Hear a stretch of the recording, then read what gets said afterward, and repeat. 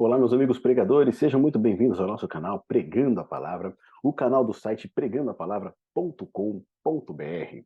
Meus amigos, hoje eu quero tratar com vocês a respeito de um assunto que fala do estudo indutivo. O que é o estudo indutivo? Qual que é a sua importância para uma compreensão melhor do texto bíblico, para de fato nós nutrirmos uma comunhão com Cristo de maneira transformadora? Tá bom? Dentre os diversos estudos que nós temos da Bíblia, eu acredito que o estudo indutivo ele seja o principal, o primordial. E se você ainda não sabe o que é o estudo indutivo, eu convido você a ficar comigo nesse vídeo até o final para conhecer o estudo indutivo e também para ter algumas lições de como iniciar esse estudo indutivo, tá bom? Então, peço que você aqui deixe o seu like nesse vídeo, deixe o seu comentário, se inscreva no nosso canal e compartilhe também os nossos vídeos com aquelas pessoas, com aqueles amigos que têm interesse pelo tema da pregação bíblica e pregação expositiva. Tá bom, meus amigos? Então, o que é de fato o estudo indutivo? Quando a gente fala do estudo da Bíblia, a gente está falando além de ler a Bíblia. Existe uma grande diferença entre você ler a Bíblia e você estudar a Bíblia, tá bom?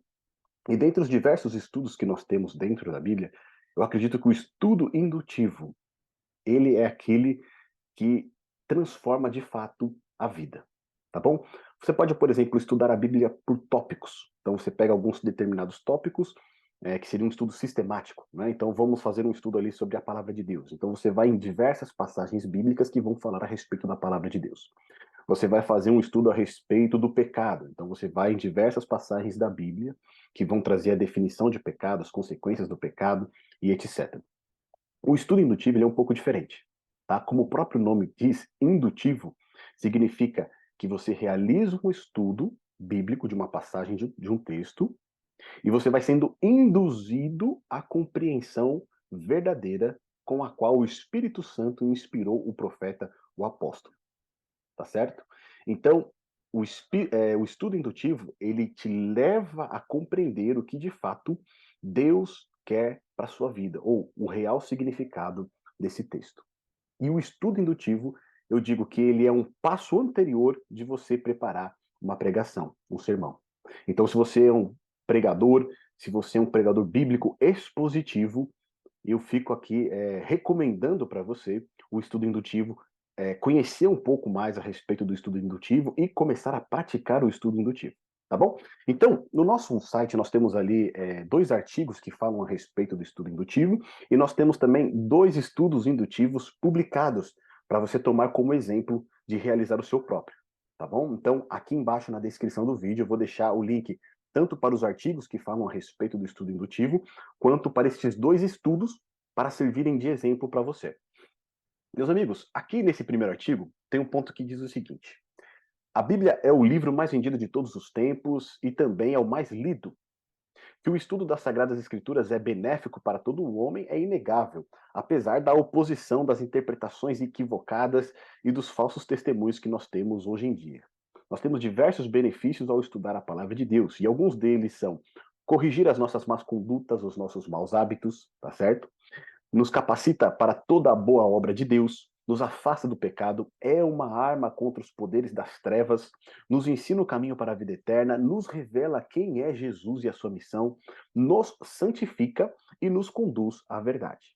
Portanto, nós entendemos que o estudo da Bíblia, ele é fundamental, ele é primordial para todo filho de Deus, tá bom?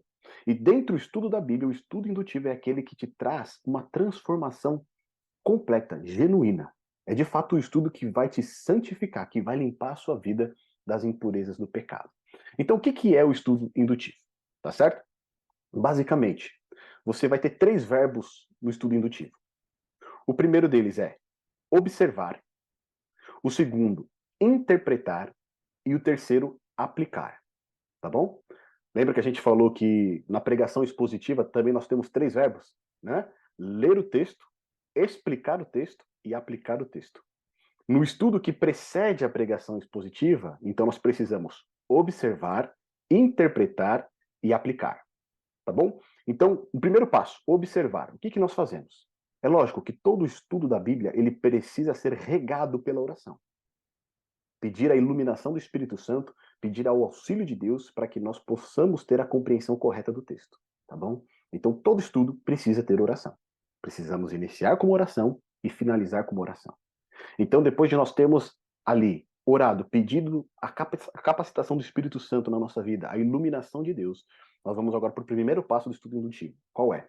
Observar o texto. E aqui, quando a gente vai observar o texto, olha o que diz. Leiamos o texto pelo menos 3 vezes, tá certo? Não importa se você escolher uma passagem muito grande ou um pouco pequena. Leia o texto 3 vezes pelo menos, em voz alta, tá certo? Para que ali as palavras fiquem fixas na sua mente. Se possível, leia em 3 traduções da Bíblia diferentes. Então você vai ter Almeida Revista Atualizada, você pode ter uma nova versão internacional ou nova versão transformadora, e uma terceira opção seria Almeida Corrigida Fiel. Tá certo? Leia então em 3 versões diferentes ali da Bíblia, para você ver se o significado do texto permanece o mesmo ou se ele muda de acordo com a versão. Segundo ponto aqui, anotar as primeiras impressões que você fez da sua leitura. Então ali você vai observar se tem palavras que se repetem mais de uma vez, palavras importantes, né? Não palavras de, como, mas palavras, por exemplo, santificação, justificação, pecado, santo, tá certo? Remiu, expiou. Então essas palavras mais complexas, se elas se repetirem várias vezes no texto, significa que o autor ele está chamando a sua atenção para aquele termo específico, tá bom? É muito possível que esse termo seja o ponto principal da sua passagem. Então, observe se as palavras se repetem, se existem palavras difíceis. A gente usou o exemplo aqui de expiação. Se essa palavra está dentro de um texto bíblico, ali tem um profundo significado teológico, tá certo? Porque os nossos pecados eles são expiados através de quem? Através de Cristo. Perceba se existe alguma mudança ou contraste na narrativa, se existe uma quebra de padrão. Às vezes, o texto bíblico ele está seguindo numa linha e de repente tem um mas, um entretanto, um portanto. Isso significa o quê? Uma quebra de padrão, tá bom? Então observe o texto dessa maneira. Tem algumas questões de gramática, né? Se você gosta da língua portuguesa, você vai ter uma familiaridade aí em perceber essas quebras de padrões, né? Essas conjunções que muitas vezes são utilizadas. Terceiro ponto aqui, interrogar o texto. E aí nós vamos fazer algumas perguntas, tá bom? Primeira pergunta, quem? Quem são as pessoas que estão envolvidas nesse texto bíblico que você está estudando? É Jesus? São os discípulos? Quais dos discípulos estão envolvidos aqui? É alguma pessoa diferente? Tá bom? Quem são as pessoas que estão envolvidas nesse relato? Segunda pergunta que você vai fazer: o quê? O que está acontecendo no texto bíblico? É um milagre? É um ensino? Qual é a cena que está projetada ali no texto bíblico? Terceiro, onde ela está ocorrendo?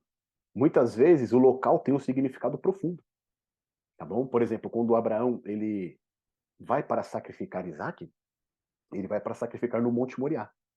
Depois, quando você está, por exemplo, estudando Samuel, você vai ver que o anjo do Senhor, quando ele vai trazer juízo contra Israel, contra Davi, o anjo ele vai parar justamente no mesmo Monte Moriá, tá certo? Onde ali Isaac iria ser sacrificado. Se você continua avançando, você vai ver que Salomão, quando ele vai construir o templo, ele constrói o templo no Monte Moriá. E quando nós vamos para a crucifixão de Cristo, Cristo é sacrificado aonde? Fora de Jerusalém, tá certo? Mas também ali nas proximidades do Monte Moriá.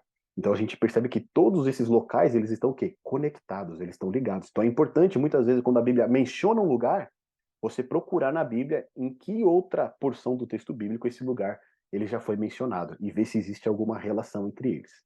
Tá bom? Depois a próxima pergunta: quando? Quando esse fato ocorreu? Existe alguma relevância em ele ter ocorrido depois da cruz ou antes da cruz? Depois da saída do Egito ou antes da saída do Egito? Depois de Deus ter chamado Abraão ou antes dele ter chamado Abraão? É importante você perguntar quando, tá bom? Porque o fato de um evento, de um relato bíblico estar sendo narrado, estar sendo exibido para nós, em determinado momento, em determinada época, pode significar muito. E a última pergunta que nós fazemos é por quê? Por que que esse texto ele se encontra justamente aqui nesse livro, ou por que o profeta, o apóstolo, ele está narrando, ele está trazendo essa informação no texto bíblico? Existe um porquê, no seu contexto ali, logo imediato, né? Por exemplo, por que que Jesus, pouco antes da sua crucifixão, ele vai lá no Evangelho de João, no capítulo 15, ele vai falar da importância de permanecer nele, tá certo? Por que que ele está usando esse texto justamente naquela porção? Se você examinar o contexto anterior e o posterior, você vai ver que logo antes eles tiveram ali a Santa Ceia, tá bom? E na sequência, então, Jesus é crucificado. Então, os discípulos ali, eles iriam ficar órfãos. Se você perceber, nesse contexto do capítulo 15 e até mesmo do 14, Jesus ele vai dizer, vocês não vão ficar órfãos, tá certo? E o importante é que vocês continuem em mim, permaneçam em mim. Então, essas perguntas nós precisamos fazer na fase da observação, tá bom? São 3 fases, a primeira observar, a segunda interpretar, e a terceira aplicar. Então, na primeira, que é observar, nós temos essas perguntas: quem, o que, onde, quando e por quê, tá bom? Então, nem toda a passagem bíblica a gente vai conseguir responder todas essas perguntas. Aí a gente vai precisar da ajuda do contexto. O que o contexto anterior, ou seja, os textos antes da nossa passagem dizem a respeito e que os textos logo após a nossa passagem dizem a respeito. Tá bom? Eles vão nos auxiliar a responder essas perguntas. Depois que nós respondemos essas perguntas, nós conseguimos observar e ter uma visão geral do texto bíblico. Agora vai ser a segunda fase do estudo indutivo, que é interpretar. Então, olha só. Interprete o texto bíblico literalmente, tá bom? Sempre que possível. É lógico que nós vamos ter situações que não é possível você interpretar literalmente. Por exemplo, quando nós temos a poesia dos Salmos, ali vai dizer que os montes pulam, tá certo? Os montes não podem pular. É lógico que essa é uma linguagem metafórica. A literatura apocalíptica de Daniel, Apocalipse, utilizam muitos símbolos, tá bom? E até mesmo dentro dos profetas você vai ter ali profecias que são simbólicas. Essas profecias elas não podem ser interpretadas literalmente, tá bom? Mas dentro do próprio texto bíblico nós vamos ter as chaves para poder fazer a interpretação. Então, um exemplo que eu dou aqui para vocês. Em Daniel capítulo 2, Nabucodonosor teve um sonho de uma estátua dividida em metais, tá certo? E aí, o que, que significa essa estátua dividida em metais?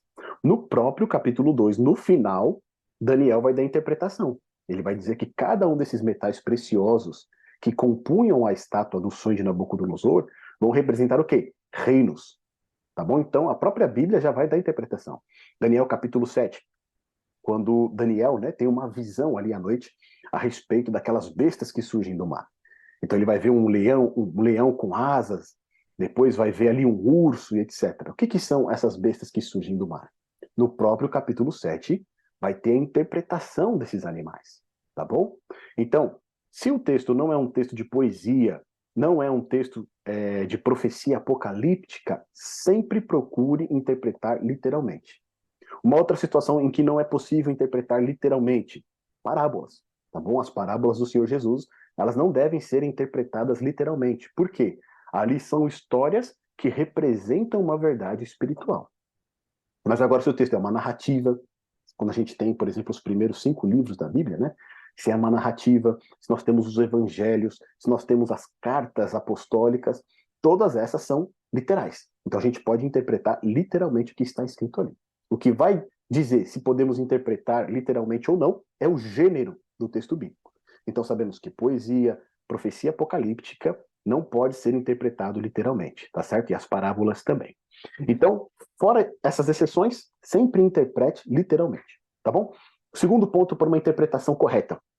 Estude o contexto da passagem. Qual a época, o local, o público-alvo para quem o texto é dirigido. Leia os versos anteriores ou posteriores ao escolhido. Lembre-se que um texto tirado do seu contexto, ele gera o quê? Pretexto, tá bom? Então nós precisamos considerar não somente a passagem que nós estamos estudando, mas todo o contexto em que ela está inserida. Nós temos um contexto imediato, que são os textos que vêm pouco antes da nossa passagem e pouco depois. Nós temos um contexto um pouquinho mais amplo, que trata do capítulo, que trata do livro, e depois essa mesma passagem, ela precisa ser interpretada à luz de toda a Bíblia.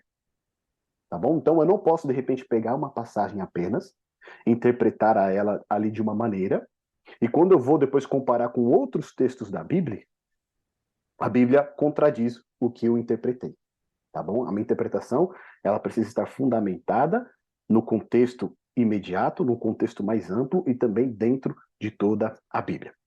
Terceiro ponto da nossa interpretação: deixe as escrituras interpretarem as escrituras. Bíblias com referências cruzadas são de grande auxílio para indicarem onde uma passagem é utilizada em outra parte da Bíblia e em qual contexto. Num vídeo anterior aqui, eu falei a respeito das Bíblias que todo pregador deve ter, tá certo? Aqui no card você pode acessar esse vídeo. E ali eu recomendei uma Bíblia que é a Almeida Corrigida Fiel RCM, tá certo? Com referências, com referências cruzadas e mapas, tá certo? Essa Bíblia Almeida Corrigida Fiel, com referências cruzadas e mapas. Eu recomendo ela fortemente, eu recomendo ela até mais do que uma Bíblia de estudo, porque para quem está realizando o estudo indutivo, a gente viu aqui, a Bíblia precisa interpretar ela mesma. Então, se você tem uma Bíblia com referências cruzadas, onde ela te aponta onde essa mesma passagem ela é citada em outras partes da Bíblia, e aí você vai ver qual é o contexto em que ela está sendo utilizada, ela vai ser muito mais útil do que, de repente, uma nota de rodapé com a interpretação de um terceiro, tá bom? Porque toda interpretação carrega ali, né, as opiniões, as ideias do próprio intérprete, tá bom? E é bom a gente deixar que a Bíblia se interprete a si mesma. Então essa foi a segunda fase, a fase da interpretação. Agora a terceira fase do nosso estudo indutivo, que é a aplicação. Como nós aplicamos o texto bíblico. É hora de aplicar tudo o que foi observado e interpretado em nossa vida. Entender a partir dos passos anteriores como Deus fala conosco através desse texto. Então aqui nós temos uma série de perguntas que vão nos ajudar a aplicar o nosso estudo na nossa vida. Quais são elas? Olha só. Quais são os exemplos a seguir? Nesse trecho que eu acabei de ler, existe algum exemplo que eu devo seguir? Tá certo? Quais são os pecados para renunciar? Existe algum pecado explícito aqui no texto bíblico que a Bíblia está condenando e que eu preciso abandonar? Quais erros para evitar? A história revela ali que algum personagem errou de alguma maneira, tropeçou, e eu também devo seguir esse exemplo, evitar, ou melhor, eu devo não seguir esse exemplo, né? Para não cair no mesmo erro dele. Quais promessas para crer? Existe alguma promessa aqui nesse texto bíblico que eu devo tomar posse na minha vida e crer nessa promessa? Quais mandamentos para obedecer? Existe algum mandamento em que eu devo obedecer ao que o Senhor diz? Quais ações devo tomar? E por último, dependência do auxílio divino. Então, depois de você fazer essas perguntas para aplicação, Deus ele vai ler o seu coração e vai mostrar exatamente onde o texto vai se aplicar na sua vida. Você então vai finalizar esse estudo com uma oração. Oração para que Deus nos transforme, nos fortaleça para aplicar a sua palavra em nossa vida. Tá bom? Então você vai pedir depois desse estudo que Deus o leve a aplicar as lições aprendidas na sua vida. Porque a gente não consegue sem a ajuda do Espírito Santo. Além de ser um método de estudo transformador, o método indutivo é a base para a pregação bíblica. Todo pregador bíblico precisa passar por essa etapa antes de proclamar os mistérios de Deus para os ouvintes. Então, meu querido irmão pregador, se você ainda não experimentou o estudo indutivo da Bíblia, eu recomendo fortemente que você comece a realizar esse estudo, seguindo essas três fases: observar o texto, interpretar o texto e aplicar o texto. Tá bom? Se você ficou um pouco confuso com relação a esse método de estudo, se você precisa de algum exemplo, lembre-se, aqui na descrição eu coloquei os links para os 2 artigos a respeito do estudo indutivo e também os 2 exemplos de estudo indutivo para você ter como modelo, para você iniciar o seu estudo indutivo. Meus amigos, continue pregando. Deus achou por bem salvar os que creem por meio da loucura da pregação. Que Deus te abençoe.